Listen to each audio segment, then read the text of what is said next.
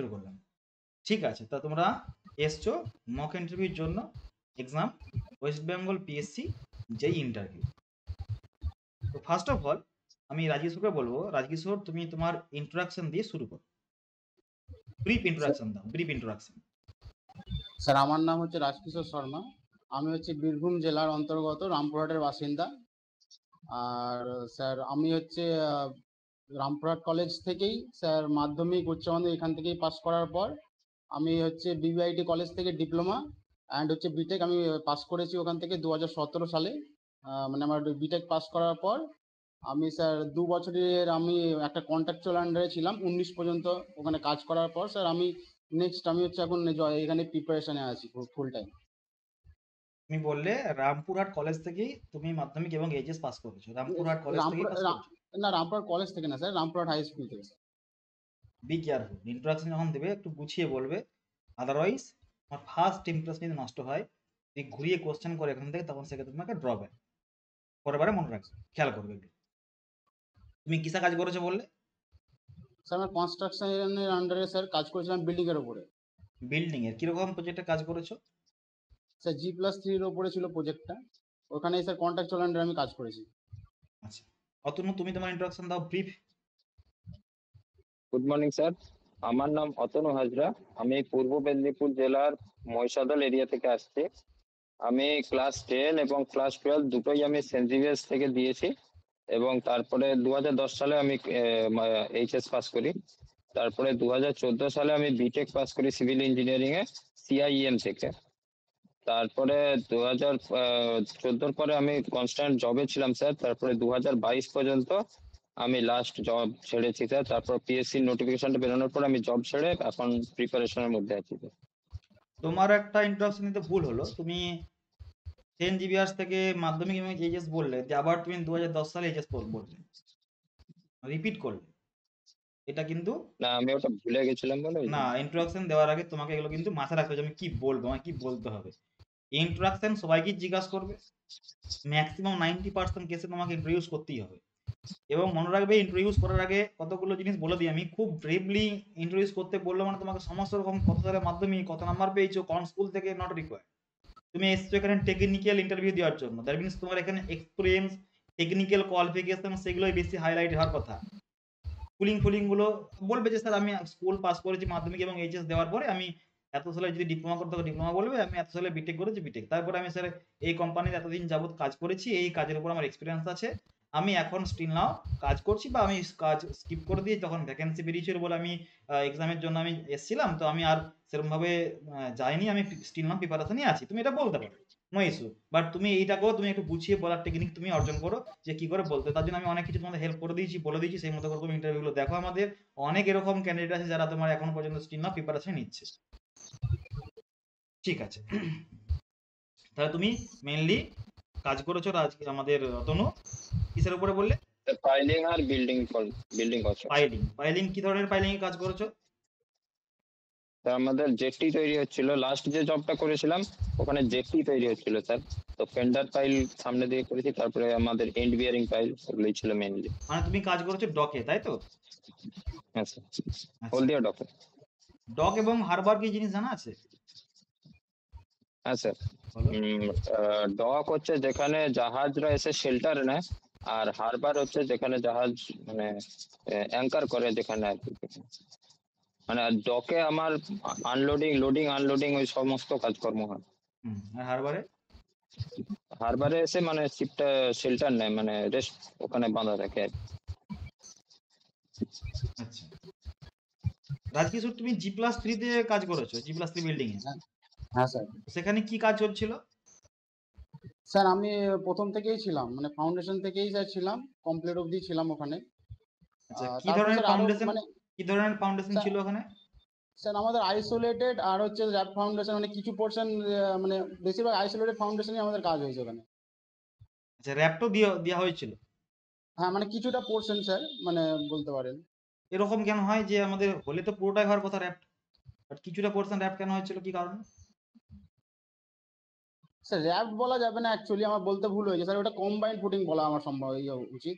মানে 3-4টে কলাম মিলে আমার কম্বাইন্ড ফুটিং হয়েছিল, যেহেতু কলামটা খুব কাছাকাছি ফাউন্ডেশনটা হয়ে গেছিল সেজন্য, আর বাকিগুলো আইসোলেটেড ফাউন্ডেশন হয়ে গেছে। আচ্ছা, ভেরি গুড। তা তুমি সের মতো বলবে এগুলো যে আমার তুমি র‍্যাপ বলে দিচ্ছ, মানে কি র‍্যাপ তো এরকম করে হয় না। র‍্যাপ মানে না আমাদের পুরোপুরি পুরো বিল্ডিং এর রেসপেক্টে বা পুরো স্ট্রাকচার রেসপেক্টে হবে। আমায় বলো যে র‍্যাপ ফাউন্ডেশন তুমি বললে র‍্যাপ অথবা ম্যাট, এই ফাউন্ডেশন রিকোয়ারমেন্ট কেন হয়? স্যার আমাদের যখন হচ্ছে আমার যখন আইসোলেটেড যদি ফাউন্ডেশন করি, দেখলাম যে আইসোলেটেড ফাউন্ডেশন করলে দেখলাম যে আমি যে বিল্ড আপ এরিয়াটা করছি তার 50% বেশি এরিয়া কভার হয়ে যাচ্ছে ফুটিং এ। তখন আমাদের ইন্ডিভিজুয়াল ভাবে আমাদের আইসোলেটেড করার দরকার নেই, আমরা পুরোটা হচ্ছে র্যাপ কিংবা ম্যাট ফাউন্ডেশনে আমরা করে দিলে আমাদের সুবিধা হয়, বিয়ারিং ক্যাপাসিটিটা আমাদের ইনক্রিজ করে। বিয়ারিং ক্যাপাসিটি ইনক্রিজ করে? হ্যাঁ স্যার, আমাদের যেহেতু আইসোলেটেড মানে খুব কাছাকাছি হয়ে যাচ্ছে ফুটিং গুলো, সেই জন্য আমরা আর আলাদা আলাদা ভাবে করছি না, একসঙ্গে আমরা ফাউন্ডেশনটা করে দিচ্ছি। বিয়ারিং ক্যাপাসিটি সয়েলের প্রপার্টি, তাই তো? হ্যাঁ স্যার। সেটা তুমি র‍্যাপ এবং ম্যাট করার সঙ্গে সঙ্গে তোমার বিয়ারিং ক্যাপাসিটি কি করে ইনক্রিজ করবে? তো সয়েলের প্রপার্টি। স্যার সয়েলের প্রপার্টি হলো আমি যখন একটা এরিয়াটাকে ইনক্রিজ করে দিচ্ছি, তারপরে রেজিস্ট্যান্স যে ফোর্সটা নিচে থেকে আসবে সেটা বেশি আসবে র্যাপ্টের ক্ষেত্রে তো সেটা আইসোলেটের বলো তুলনায়। যে আমাদের ডিউ টু লোড স্ট্রেস কম পাচ্ছে, স্ট্রেস সয়েল স্ট্রেস কম পাচ্ছে। বিয়ারিং ক্যাপাসিটি কেন ইনক্রিজ হবে? বিয়ারিং ক্যাপাসিটি তো ফিক্সড পার্টিকুলার সয়েলের জন্য, পার্টিকুলার সয়েলের জন্য ফিক্সড ভ্যালুটা। তাহলে স্ট্রেস আমার কমে যাচ্ছে, স্ট্রেস কমে গেলে আমাদের সয়েল আরো বেশি পরিমাণ লোড নিতে পারবে, তাই না? হ্যাঁ স্যার। ঠিক আছে। আচ্ছা, ঠিক আছে, তুমি এটা বললে এমন তো হতে পারে যে তুমি যে পরিমাণ ফুটিং এরিয়া দিয়েছো সেই ফুটিং এরিয়ার রেসপেক্টে তুমি এখন বললে যে 50% বেশি যদি এরিয়া হয়ে যায় তাহলে তোমার তো খরচা বেশি হচ্ছে তুমি ম্যাচ করার জন্য, তোমার তো হয়ে যাচ্ছিল আইসোলেটেড ফুটিং এ। ভালো করে কথা হ্যাঁ শুনো মন দিয়ে আমার। তুমি বললে যে আমার 50% এরিয়া যদি কভার করে যায় আমাদের টোটাল যে বিল্ট আপ এরিয়া আছে বা ফাউন্ডেশন এরিয়া আছে, তো সেই রেসপেক্টে যদি মোর দেন 50% আমার কভার করে দেয় আইসোলেটেড ফুটিং এরিয়া, তখন তুমি চুজ করছো আইসোলেটেড ফুটিং, সরি তোমার র‍্যাপ ফাউন্ডেশন অথবা ম্যাট ফাউন্ডেশন।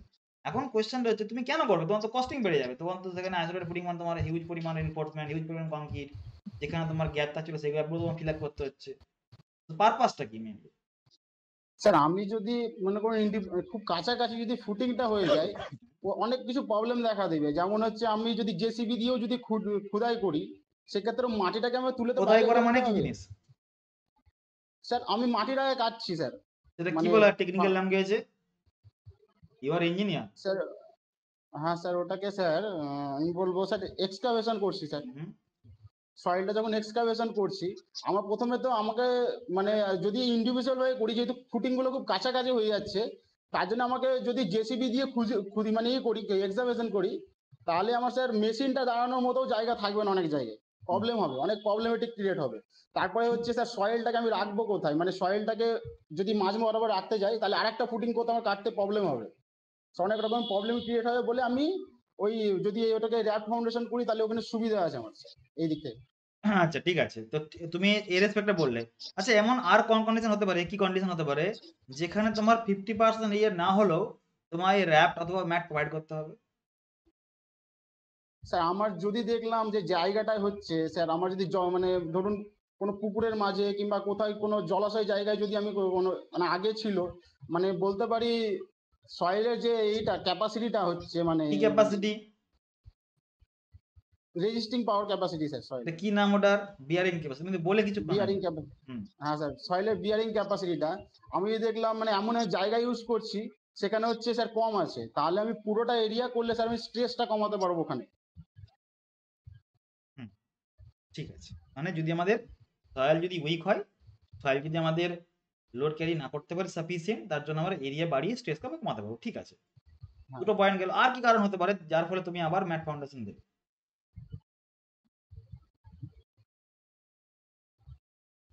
দুটো কারণ একবার অ্যাকুরেটলি তুমি ঠিক বলেছো। আর কি কারণ হতে পারে? এখন একটা কারণ আছে যার ফলে আমরা ম্যাট ফাউন্ডেশন ইউজ করি, ম্যাট অথবা র‍্যাপ। স্যার এই মুহূর্তে মনে পড়ছে না স্যার ওটা। অতনু জানা আছে? র‍্যাপ বা ম্যাট না স্যার। যদি তোমার কোনো বেসমেন্ট ওয়ার্ক হয়, বেসমেন্ট তুমি করবে, সেই বেসমেন্ট ওয়ার্কও তোমাকে কিন্তু ম্যাট অথবা র‍্যাপ দিতে হবে, এম আই রাইট? আচ্ছা তুমি যদি কোনো B+G+6 কোনো বাড়ি করছো যেখানে বেসমেন্ট আন্ডারগ্রাউন্ড স্ট্রাকচার করছো, সেখানেও কিন্তু তোমাকে ম্যাট অথবা র‍্যাপ দিতে হবে। আচ্ছা আমায় বলো, ম্যাট অথবা র্যাপড ফাউন্ডেশন করার সময় ওখানে যে আমাদের ওয়াটারের সিপেজ কন্ট্রোল করার জন্য তুমি কি ইউজ করবে বা কি তুমি প্রিকশন নেবে?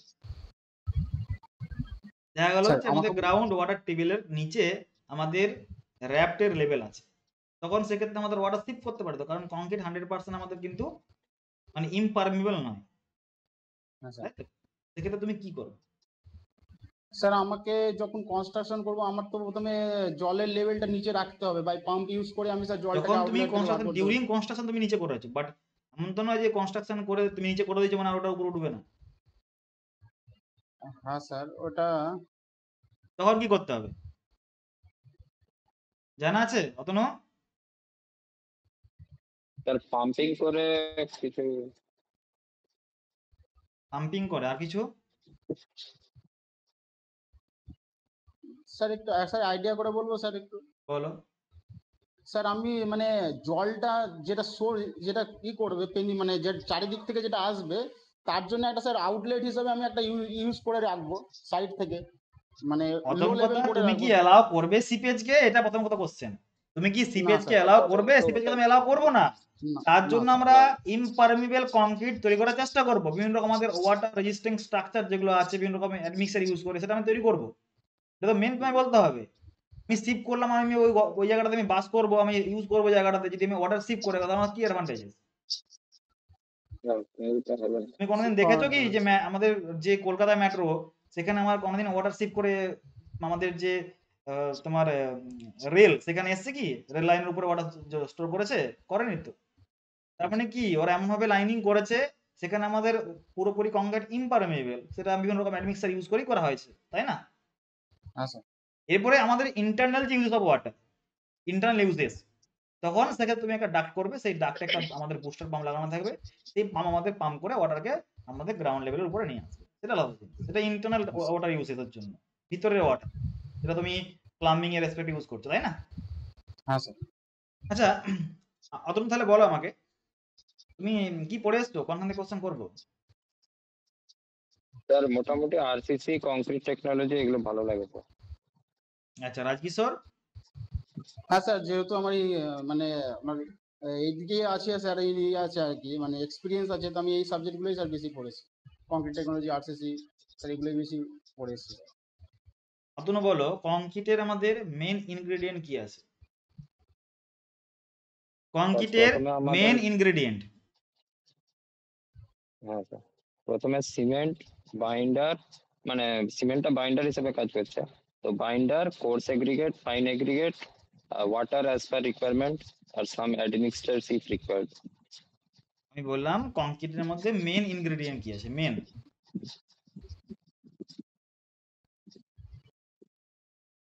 সিমেন্ট। রাজকিশোর? হ্যাঁ স্যার, মেন ইনগ্রেডিয়েন্ট বলতে স্যার হবে মানে বাইন্ডার, আর হচ্ছে কোর্স এগ্রিগেট, আর ফাইন এগ্রিগেট, আর ওয়াটার, এগুলো হচ্ছে মেন ইনগ্রেডিয়েন্ট স্যার। আচ্ছা এগুলো ছাড়া কি আর কোনো ইউজ করা হয়? হ্যাঁ স্যার, যদি আমাদের দরকার পড়ে অ্যাডমিক্সচার রিকোয়ার্ড পড়ে তখন আমি স্যার অ্যাডমিক্সচার আলাদাভাবে ইউজ করব। দেখো অতনু, কোয়েশ্চেনটা করা হয়েছে যে ইনগ্রেডিয়েন্ট, তুমি ঠিক কথাই বলেছো যে আমাদের binding material as a cement, কংক্রিটের সিমেন্ট ইউজ করি, স্যান্ড মানে ফাইন এগ্রিগেট, কোর্স থেকে ইউজ করি, ঠিক আছে। বাট যদি বলা হয় মেন ইনগ্রেডিয়েন্ট, তখন কিন্তু সবগুলোই আমার মেন ইনগ্রেডিয়েন্ট, মানে উইদাউট সিমেন্ট উইদাউট এগ্রিগেট ছাড়া কংক্রিট তো হয় না আমার। সবগুলোই বিভিন্ন রকম কাজের জন্য রেসপন্সিবল, প্রপার্টির জন্য রেসপন্সিবল। যদি বলা হয় যে প্রত্যেকটা মেটেরিয়াল, প্রত্যেকটা ইনগ্রেডিয়েন্ট আমাদের বিভিন্ন রকম কাজের জন্য, পারপাসের জন্য ইউজ করা হয়, অতনু আমাকে ইন্ডিভিজুয়ালি বলে দাও প্রত্যেকটা ইনগ্রেডিয়েন্ট কি কি কি কাজের জন্য, মানে কি কি প্রপার্টি আমাদের ইন্ডিউস করে, ইম্পার্ট করে কংক্রিটের মধ্যে। যেমন কোর্স এগ্রিগেট কি ইন্ডিউস করে, ফাইন এগ্রিগেট কি ইন্ডিউস করে, সিমেন্ট কি কাজে লাগে, ওয়াটার কি কাজে লাগে, এগুলো আমায় বল। সিমেন্ট তো আমার বাইন্ডার হিসেবে কাজ করে, কোর্স এগ্রিগেট আমার ফিলার মেটেরিয়াল হিসেবে কাজ করে, ফাইন এগ্রিগেট আমার, না সরি, ফাইন এগ্রিগেটটা আমার ফিলার মেটেরিয়াল হিসেবে কাজ করে কোর্স এগ্রিগেটের মধ্যে, আর ওয়াটারটা আমাদের মানে মিক্স করতে সাহায্য করে। হলো না, গুছিয়ে তুমি আনসার হচ্ছে না, কি তুমি পড়ে এসছো বলো তো, রাজেশ বলো ঠিকঠাক করে। স্যার কোর্স এগ্রিগেটটা স্যার, কোর্স এগ্রিগেট হিসেবে কোর্স এগ্রিগেটটা আমাদের স্যার প্রথম থেকে বলি স্যার, সরি। মানে সিমেন্টটা আমাদের এজ এ বাইন্ডার হিসেবে কাজ করে, যেটা আমরা বাইন্ডার হিসেবে ইউজ করছি। এছাড়া কোর্স এগ্রিগেট যেটা হচ্ছে, এটা হচ্ছে আমাদের strength point of view respect আমরা ইউজ করি। তোমরা বলছো বাইন্ডার, কেন কি বাইন্ডিং মেটেরিয়াল বলতে খুব কষ্ট হচ্ছে? না সরি, বাইন্ডিং মেটেরিয়াল। হুম। তারপরে coarse aggregate as a strength point of view থেকে আমরা প্রোভাইড করি। আর ফাইন এগ্রিগেট যেটা আছে, এটা অ্যাজ এ ফিলার মেটেরিয়াল হিসেবে ইউজ করি। আর ওয়াটারটা স্যার আমাদের যেহেতু হাইড্রেশন প্রপার্টি আমাদের লাগবে, সেজন্য আমরা এটা ইউজ করতে হবে, যেহেতু নাহলে বাইন্ডিং প্রপার্টি জেনারেট করবে না। হুম। আর স্যার আমাদের যদি অ্যাডমিক্সচার যদি রিকোয়ার্ড করে, মানে আমাদের যদি সিমেন্টের প্রপার্টি কোনো এনহ্যান্স করতে হয়, তখন আমরা অ্যাডমিক্সচার গুলো ইউজ করতে হবে। দেখো আমি কোয়েশ্চেনটা এটা মানে অ্যান্সারটা আমি গুছিয়ে বলে দিচ্ছি, একটু ভালো করে মন দিয়ে শুনবে। কংক্রিটের মধ্যে binding material as cement use হয়। এটা আমাদের মেনলি যে আমাদের আদার্স যে ইনগ্রেডিয়েন্ট গুলো আছে, সিমেন্ট, এগ্রিগেট, স্যান্ড, এগুলোকে বাইন্ড করতে সাহায্য করে by means of CSH gel. এরপরে যদি বলি কোর্স এগ্রিগেট, এই কোর্স এগ্রিগেট আমাদের মেনলি স্ট্রেংথ ইম্পার্ট করে বাই মিনস অফ ইন্টারলকিং এবং বাইন্ডিং এর জন্য, সিমেন্টের বাইন্ডিং এর জন্য। এরপর যদি বলা হয় যে কোর্স এগ্রিগেটের যে ভয়েডস গুলো আছে, সেই ভয়েডস গুলোকে ফিল করতে কাজে লাগছে আমাদের cement as well as sand. এখন স্যান্ড হচ্ছে একটা এমন মেটেরিয়াল যেটা আমাদের বাল্কিং মানে আমাদের ভলিউমকে বাড়ায়, ইকোনমি করে, আমাদের কংক্রিটের খরচা কমিয়ে দেয়, প্রথম কথা। দ্বিতীয়ত স্যান্ডের আরেকটা প্রপার্টি আছে, স্যান্ড আমাদের শ্রিঙ্কেজকে রিডিউস করে 100% জিরো করে দেয় না, রিডিউস করে সামহাউ এক্সটেন্ড পর্যন্ত আমাদের রিডিউস করে স্যান্ড। আর হচ্ছে ওয়াটার, কি ওয়াটার হচ্ছে যে রিয়েকশন চলছে, রিয়েকশন করার জন্য আমাদের মানে সিমেন্টের সঙ্গে যখন রিয়েকশন হয়, যে রিয়েকশনের ফলে আমাদের তৈরি হয় CSH জেল, সেই রিয়েকশন সিমেন্ট এবং ওয়াটারের মধ্যে হয়, তার জন্য আমরা ওয়াটার ইউজ করি ফর রিয়েকশন পারপাসের জন্য। তো এগুলো আমাদের অ্যান্সার, গুছিয়ে বলেছেন। এবার যদি বলা হয় যে না তুমি যদি অ্যাডমিক্সার ইউজ করো, ইয়েস অ্যাডমিক্সারও সামহাও ইউজ করি আমরা, যদি আমাদের কোনো প্রপার্টিকে এনহান্স করতে হয় বা ইমপ্রুভ করতে হয়, যেমন সেটিং টাইম, রিয়েকশন, আমাদের রেট, হ্যাঁ, ওয়ার্কেবিলিটি ইনক্রিজ করা by particular constant of water cement ratio, তখন সেক্ষেত্রে আমরা বিভিন্ন রকম আমাদের অ্যাডমিকশন আমরা ইউজ করতে পারি। কি বললাম অতনু, বুঝে গেছো? তুমি যেগুলো বলছিলে সেগুলো কিন্তু তোমার হচ্ছে না ইন্টারভিউ দেওয়া ঠিকঠাক করে, হচ্ছে কি? তুমি গুছিয়ে বলতে পারছো? গুলিয়ে যাচ্ছে স্যার, মানে ওইটা গুলিয়ে যাবে কেন? বলতে গেলে তোমার আজকে নিয়ে প্রায় 10-12 খানা ইন্টারভিউ, মক ইন্টারভিউ। অতগুলো হয়নি স্যার, কতগুলো হয়েছে মোটামুটি? মোটামুটি 3টে কি 4টে হয়েছে। এখন তুমি বলছো এই রিসেন্টলি, বাট আগেও তো তোমাদের ইন্টারভিউ নিয়েছি আমি, সেগুলো কাউন্ট করো টোটাল। তাহলে টোটালি বলছি স্যার। টোটাল তোমার গোটা 5 তো হবেই, 10 না হলে। হ্যাঁ অতটা হবে। ঠিক আছে। আচ্ছা অতনু, তোমার বলা হলো যে একটা তুমি সাইডে কাস্টিং করছো, মানে তোমাদের কংক্রিটিং হচ্ছে, কাস্টিং হচ্ছে, সেখানে তুমি রেনফোর্সমেন্ট ইউজ করেছো RCC মেম্বারের জন্য, RCC মেম্বার কাস্টিং করছো, এবং by means of quality control তুমি কংক্রিটের কিউব কাস্টিং করছো, কিউবকে তুমি টেস্ট করো কোয়ালিটি কন্ট্রোলের জন্য, এবং সেখানে তোমার সেম টাইপের কংক্রিট রাজকিশোরও কাস্টিং করছে, রাজকিশোরও সেম টাইপের কংক্রিট কাস্টিং করছে অন্য জায়গাতে, same quality control, same material, same specification, সমস্ত রকম সেম আছে। রাজকিশোর ইউজ করেছে 100 কিউব মানে 100 মোল্ড, আর তুমি ইউজ করছো 150 mould. Which cubes gives us best result for testing purpose? আমাকে বলবে sir 100 mm cube, 100 mm cube best result. Rajkishore sir best result দেখতে বললে স্যার আমি 150টা পাবো, কারণ 100 যে কিউবটা বানাবো তাতে কনফাইনমেন্টের জন্য আমরা এক্সট্রা স্যার স্ট্রেংথ মানে আমরা রেজাল্ট পাবো, কিন্তু আমাদের যদি বেস্ট দুটোর মধ্যে বেস্ট পেতে হয় তাহলে স্যার আমাদের 150টা পাবো। এক্স্যাক্টলি, তাহলে কোশ্চেনটা অবজার্ভ করতে পেরেছিলে তো না তুমি? তুমি ভাবছো যে বেশি মানে আমাদের বেশি ভালো রেজাল্ট, না, ওখানে আমি ফালতু পাচ্ছি, যেটা বলে সুডো স্ট্রেংথ, যেটা আমাদের রিকোয়ারমেন্ট নেই। একটা মেটেরিয়ালকে তুমি যখন as a design point of view লাগাচ্ছ, তুমি যদি বেশি স্ট্রেংথ ধরে ডিজাইন করো, সেটা কি ভালো জিনিস? ভালো জিনিস তো নয়। 10 নিতে পারবে, তুমি তাকে 10 কেন দেবে? তুমি তাকে 5 দাও, বাকিটা ফ্যাক্টর অফ সেফটি তুমি কাজ করো। দ্যাট মিনস আমাদের যদি 100 কিউবে তোমাকে স্ট্রেংথ ডিফাইন করতে হয়, তাহলে সেই মতো করে তোমাকে সমস্ত রকম স্পেসিফিকেশন বলো, ডিজাইন গাইডলাইন চেঞ্জ করতে হবে। তুমি যদি 150 রেসপেক্টে করো, তাহলে আইএস করে বলে দিয়েছি, তুমি সেই মতো করে ভরে যাও, কোনো সমস্যা কিছু নাই। কি বললাম বুঝতে পেরেছো? হ্যাঁ স্যার। আচ্ছা আমায় বলো এই যে তুমি কিছুক্ষণ আগে বললে যে সিমেন্টের মধ্যে আমাদের ওয়াটার ইউজ করা হয়, আমাকে অতনু বলো, যদি সিমেন্টের মধ্যে আমরা ওয়াটারের পরিবর্তে কেরোসিন ইউজ করি কি ঘটনা ঘটবে বা কি অ্যাডভান্টেজেস কি আমাদের ডিসঅ্যাডভান্টেজেস? ধরো না তোমার কাছে প্রচুর টাকা আছে, তোমার ওয়াটার কেনার সামর্থ্য নয় বাট কেরোসিন কেনার সামর্থ্য আছে, বা ওয়াটার অ্যাভেলেবেল নয়, ধরো না আমি এক্সাম্পল বললাম, সে জোকস, ওয়াটার অ্যাভেলেবেল নয়, কেরোসিন অ্যাভেলেবেল, তুমি কেরোসিন দিয়ে কি কংক্রিট বানাতে পারবে? কেরোসিন দিয়ে না স্যার।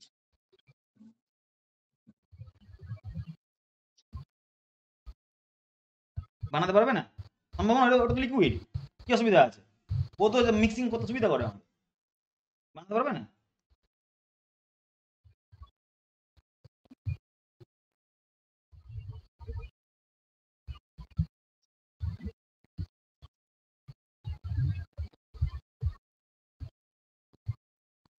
বলো রাজকিশোর, সম্ভব বানানো? না স্যার, সম্ভব নয়, কারণ আমরা সিমেন্ট কেরোসিনটা হচ্ছে স্যার বায়োপোলার প্রপার্টি থাকে তার মধ্যে। হুম, মানে স্যার, মানে যদি আমি তার মধ্যে মানে স্যার যদি সিমেন্টে অ্যাড করি তাহলে হাইড্রেশন প্রসেসটাই কমপ্লিট হবে না, কিন্তু ওয়াটারটা যদি অ্যাড করি তাহলে আমার হাইড্রেশন প্রসেসটা অ্যাড হবে, তবে হচ্ছে সিএসএস জেল তৈরি হবে। আর কেরোসিন তো স্যার রিয়াকশনই করবে না, তো সিএস এক্স্যাক্টলি, জেল তো দূরের কথা। কেরোসিন ইনার্ট রাজ, হ্যাঁ, অতনু, কেরোসিন হচ্ছে ইনার্ট, কেরোসিন ও আমাদের সিমেন্টের সঙ্গে কোনো রিঅ্যাকশন করে না, ইনার্ট ম্যাটেরিয়াল। আচ্ছা অতনু, মনে আছে, তোমার কি মনে আছে আমরা কেরোসিন কোথাও ইউজ করেছি কোনো টেস্টিং এর জন্য? কোথায় ইউজ করেছি কেরোসিন এবং কি টেস্টের জন্য ইউজ করেছি? হ্যাঁ স্যার, আমার মনে পড়ছে স্যার একটা, আছে স্যার, মনে আছে স্যার। কোথায় ইউজ করেছি Rajkishore? Sir specific gravity of cement sir. Specific gravity of cement, আর কোথাও? হ্যাঁ স্যার, আমার যতটা মনে পড়ছে ওখানে লাস্ট আর্টিকেলের ফ্ল্যাশ ইউজ করেছিলাম, ওতে কেরোসিন ইউজ করেছিলাম। আচ্ছা এছাড়া স্যার কোথাও কি, আর কোথাও কি ইউজ করি আমরা? পিগনোমিটারে, পিগনোমিটারে, পিগনোমিটার। পিগনোমিটারে স্যার, স্যার আমার মনে পড়ছে না, পিগনোমিটারে তো আমরা ওয়াটার ইউজ করি যতটা আমার মনে যদি হয়। ফাইন গ্রেন সয়েল হয়, যদি ফাইন গ্রেন সয়েল হয় আমরা সেক্ষেত্রে ইউজ করি কেরোসিন। ওয়াটার আমাদের প্রবলেমেটিক, কেন প্রবলেমেটিক তুমি ইমাজিন করতে পারো যে surface charge, fine grain soil আমাদের সারফেস চার্জ পেছনে থাকে, আর সেই সারফেস চার্জের জন্য ওয়াটার আমাদের কিছুটা বাউন্ড হয়ে যায়। কি বললাম বুঝতে পেরেছো? কোনখানেতে? আমাদের সারফেসে, মানে ফিল্ম তৈরি হয়ে পড়ে থাকে। তার জন্য যাতে আমাদের এই জিনিসগুলো না হয় আমরা ইউজ করি ইনার্ট মেটেরিয়াল লাইক আমাদের কেরোসিন। ক্লিয়ার? ফাইন গ্রেন সয়েলের জন্য specific gravity okay sir. or as well as water content তুমি ডিফাইন করতে পারো। চলো, আমাকে বলো অতনু, বলো আমাদের যে soil mechanics point of view আমি কোশ্চেনটা করি তোমাকে, একটা simple question, degree of saturation এবং ওয়াটার কন্টেন্ট কি জিনিস?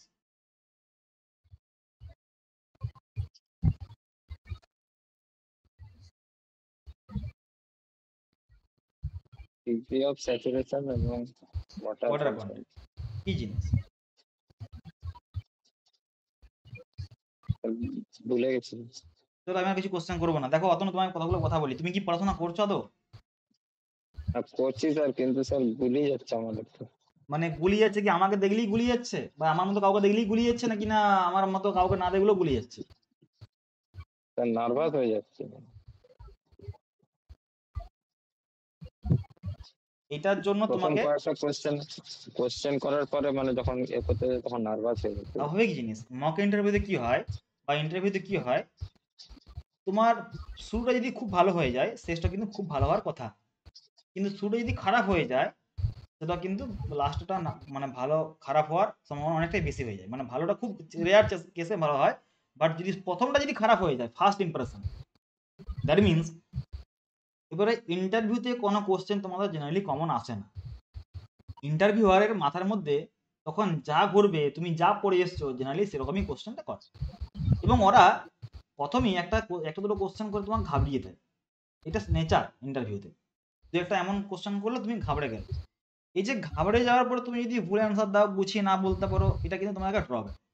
দ্যাট মিনস তোমাকে সঙ্গে সঙ্গে কোশ্চেন শুনে নিয়ে সঙ্গে সঙ্গে অ্যান্সার করা চলবে না, একটু সময় নাও, সময় নিয়ে তুমি ভাবো যে কি কোশ্চেনটা করেছে। দ্যাট মিনস তোমাকে 1 সেকেন্ড 2 সেকেন্ড 3 সেকেন্ড সময় নিতে হবে, ভাবতে হবে মনের মধ্যে, এবং ভেবে পরে তুমি অবজার্ভ করো যে আমার এই কোশ্চেনটা রেসপেক্টে কি অ্যান্সারটা হতে পারে। তুমি যদি ক্যাচ করতে পারো, তোমার যদি জানা আছে, গুছিয়ে বলতে পারবে, তখন তুমি বলো। আদারওয়াইজ তুমি স্কিপ করো, স্যার আমার জানা নেই, যদি আপনারা পারমিশন দেয় আমি চেষ্টা করতে পারি। বাট অল টাইম আপনারা পারমিশন দিয়ে চেষ্টা করতে পারি, এটা কি বলা ঠিক? তাহলে তোমার ইন্টারভিউ ভালো হচ্ছে না, তাহলে ইন্টারভিউ ভালো হচ্ছে না। এই জিনিসটা বলছি, অল টাইম আমি স্যার পারবো না, সরি স্যার, এটা কি তোমার সলিউশন? তুমি গুছিয়ে বলতে পারছো না, তুমি বলে দিচ্ছ বারবার ধরে যে আমি পারবো না, আমার জানা নেই, আমি গুছিয়ে বলতে পারবো না, মনে মনে করছো, তাহলে আমি স্কিপ করে দেবো? না, স্কিপ করে দেবো, তাহলে ইন্টারভিউ তোমার ভালো হবে না। তা তুমি কি জন্য গেছো ওখানে? তুমি তো গেছো ইন্টারভিউ দেওয়ার জন্য, তোমাকে নিজেকে ওখানে জাস্টিফাই করার জন্য, তুমি যোগ্য একজন ক্যান্ডিডেট। কিন্তু সেটাও তোমার যদি বারবার ধরে এরকম হয়ে যায়, দ্যাট মিনস কি, তোমাকে যে তুমি থিওরিগুলো পড়েছো সেগুলো একটু ক্লিয়ারলি বুঝতে হবে এবং পড়তে হবে। তুমি সবকিছু জানো কিন্তু গুছিয়ে বলার টেকনিকটা তো ইন্টারভিউ। তুমি সবকিছু জানো, তোমাকে গুছিয়ে বলতে হবে। আর সব সময় যে তোমার টেকনিক্যালি তোমাকে সাউন্ড হতে হবে এটাও ঠিক নয়। আমার এমন এমন এক্সাম্পল আছে যাদেরকে টেকনিক্যালি সেরকম কোনো কোশ্চেনই করেনি, বাড়িতে কে আছে, মা কি করে, বাবা কি করে, ফ্যামিলিতে কে কে আছে, এই সমস্ত রকম জিজ্ঞাসা করেও ছেড়ে দিয়েছে, চাকরি পেয়েছে। দ্যাট মিনস তোমার ওখানে কতগুলো ফ্যাক্টর ডিপেন্ড করে ইন্টারভিউতে। কি কি ফ্যাক্টর? প্রথম কথা, তোমার বিহেভিয়ার, তোমার তুমি যে ঢুকছো ওখানে ইন্টারভিউতে, ঢুকার সময় তুমি কিরকম ভাবে ঢুকছো, তোমার ইমপ্রেশন কি আছে, তোমার ড্রেস কিরকম আছে, ড্রেস আপ কিরকম করেছো, তুমি কতটা পোলাইটলি অ্যান্সার দিতে পারছো, মুখে মুখে তর্ক করছো কিনা, বা ঘুরিয়ে পেঁচিয়ে অ্যান্সার দিচ্ছ কিনা, সময় কতক্ষণ নিচ্ছ, আই কন্ট্যাক্ট তোমার কিরকম আছে, যখন তুমি বেরোচ্ছ তখন তোমার কিরকম মনোভাব বা কিরকম তোমার এক্সপ্রেশন, এই সমস্ত রকম কিছু কিন্তু ডিপেন্ড করে তোমার ইন্টারভিউতে। শুধু তুমি টেকনিক্যালি সাউন্ড হয়ে গেছো মানেই তোমার ইন্টারভিউ ভালো হয়ে যাবে, এটা কিন্তু ঠিক কথা নয়। অনেকেই বলে ইন্টারভিউ দিয়ে এসে ভালো ইন্টারভিউ হয়েছে, বাট তার নাম্বার কম চলে এসেছে, মানে সে কিন্তু শুধু টেকনিক্যালি সাউন্ড হিসাবে সে ভেবেছিল যে আমি প্রচুর স্ট্রং, আমার ইন্টারভিউ ভালো হয়ে গেছে, আমি সমস্ত রকম অ্যান্সার দিয়েছি। বাট অ্যান্সার দিচ্ছ, ওরা কি সেই অ্যান্সারটাকে তোমার মতো করে ওদের মতো করে তুমি দিতে পারছো? ইন্টারভিউতে কি হয়, অ্যানসারিং করাটা অ্যাপ্রোচ আছে, সেটা তুমি তো আইডেন্টিফাই করতে পারবে না কি করে কিরকম চাইছে। দুই একটা কোশ্চেন করার পরে ওরা যদি বলে দেয়, ধরিয়ে দিচ্ছে যে এরকম করে বলো, এরকম করে বলো, তুমি কিন্তু ক্যাচ করতে পারবে যে না আচ্ছা এরা এরকম করে চাইছে। তুমি যদি ওইটা যদি অবজার্ভ করতে পেরে গেছো, তাহলে কিন্তু তোমার ভালো ইন্টারভিউ হবে। হতে পারে প্রথম দুই একটা কোশ্চেন তুমি ভালো করে গুছিয়ে বলতে পারলে না, বাট ওরা তো ধরিয়ে দিল, এরকম থাকে তো, অনেক ভালো মানুষ থাকে তো ধরিয়ে দেয়, আচ্ছা এরকম করে বলো না, এটা হচ্ছে না, ঠিক করে বলো, ওই ভাও তো তুমি এরকম করে বলে দেয়। যখনই বলে দিচ্ছে তখন তুমি অবজার্ভ করতে পারছো, আচ্ছা তাহলে ওরা এরকম করে চাইছে অ্যান্সার, আমাকে এরকম করে দিতে হবে। Simple simple question answer simple হয়ে দিতে হবে, খুব ডিফিকাল্ট দিতে হবে না। মানে আবার এমন নয় যে তুমি ইন্ট্রোডাকশন দিতে সময় লাগিয়ে দিলে 5 মিনিট, তোমাকে টেকনিক্যালি কোশ্চেন করার সময় পেলো না। আর ইন্টারভিউতে তোমার জন্য এরকম 30 মিনিট 40 মিনিট হয় না, 10 minute, 5 minute, 4 minute, 1 minute interview হয়ে যায়। যদি কিছু না বলতে পারে, প্রথম থেকে কিছু বলতে পারছি না, বসে আছে চুপচাপ, ইন্টারভিউ হবে তা ঠিক আছে তুমি আসতে পারো। দ্যাট মিনস তোমার যত বেশি কোশ্চেন তোমার তত ভালো ইন্টারভিউ, যত কম কোশ্চেন তত খারাপ ইন্টারভিউ, এটা অবজার্ভ করতে পারো। নেক্সট টাইম আশা করি তোমরা পড়ে আসবে। আর আজকে ইন্টারভিউ খারাপ হয়নি, ভালো হয়েছে, তুমি অনেক কিছু অ্যান্সার ভালো করে দিয়েছো গুছিয়ে, বাট অতনও কিন্তু অ্যান্সার দেওয়ার যে প্রসেসটা সেটা কিন্তু ঠিকঠাক নয়। অতনও একটু ভালো করে পড়াশোনা করো, ভয়ে খেও না, সময় আছে এখনো, নিজেকে এখনো তুমি গুছিয়ে নিতে পারবে, ভালো করে পড়তে পারবে। আর পড়াশোনা করলেও তো নয়, আমি কি বললাম যে বলার যে অ্যাপ্রোচ সেটাও তোমাকে মেন ডিফাইন করতে হবে, তুমি কি করে অ্যান্সার দিচ্ছ, ওই of approaching the answer, eye contact, মুখের একটা এক্সপ্রেশন, একটা স্মাইলি ফেস থাকবে, অ্যান্সার দিচ্ছ সুন্দর করে গুছিয়ে, এটা গুছিয়ে বলছো, বলার টেকনিকটা একটা ভালো জিনিস। দেখবে যারা মার্কেটিং এ জব করে তারা দেখবে কোনো মানুষকে ইজিলি কনভে করে দেয়, কিন্তু তুমি যদি একটা প্রোডাক্ট বিক্রি করতে যাও তুমি পারবে কি, পারবে না, কারণ ওরা ওদের ওগুলোই পেশা, তারা মার্কেটিং মানে কথা বিক্রি করে খাওয়া দাওয়া করে, মানে তাদের তেলা ব্যবসা বাণিজ্য। দ্যাট মিনস তুমি তাদের রেসপেক্ট তুমি কম্পেয়ার করতে পারবে না। বাট আমি কি বলতে চাইছি এখানে, তোমাকে করতে হবে এক্সপ্রেসড, তুমি জানো তুমি তুমি এই জবের জন্য পারফেক্ট ক্যান্ডিডেট, সেটা তোমাকে প্রুভ করতে হবে। তার জন্য টেকনিক্যালি অ্যাজ ওয়েল এস তোমাকে মেন্টালি প্রিপেয়ার থাকতে হবে, টেকনিক্যালি প্রিপেয়ার থাকতে হবে। সামহাও কিছু নন টেকনিক্যাল কোশ্চেন করতে পারে, তুমি যেখান থেকে এসছো বা আমাদের কারেন্ট ইস্যুস গুলো সেই রেসপেক্টে তোমাকে কোশ্চেন করতে পারে। দ্যাট মিনস তোমাকে ওভারঅল একটা জায়গাতে তোমাকে প্রিপেয়ার থাকতে হবে। আমাদের ইন্টারভিউ গাইডেন্স প্রোগ্রামে সমস্ত রকম তোমাদের কিছু পড়াচ্ছে, আমি দেখতেই পাচ্ছ, টেকনিক্যাল নন টেকনিক্যাল প্রত্যেকটা সাবজেক্ট ধরে ধরে পড়ানো হচ্ছে। দ্যাট মিনস এত কিছু করার পরেও তোমাদের যদি খারাপ ইন্টারভিউ হয়, সেটা আমার তো খারাপ লাগে। সমস্ত রকম জিনিস পড়িয়ে দিয়েছি, সিমেন্ট কংক্রিট নিয়ে তোমাদের 14-15খানা ক্লাস নিয়েছি আমি, ঠিক আছে? তাহলে তোমার আমি ইন্টারভিউটা আমি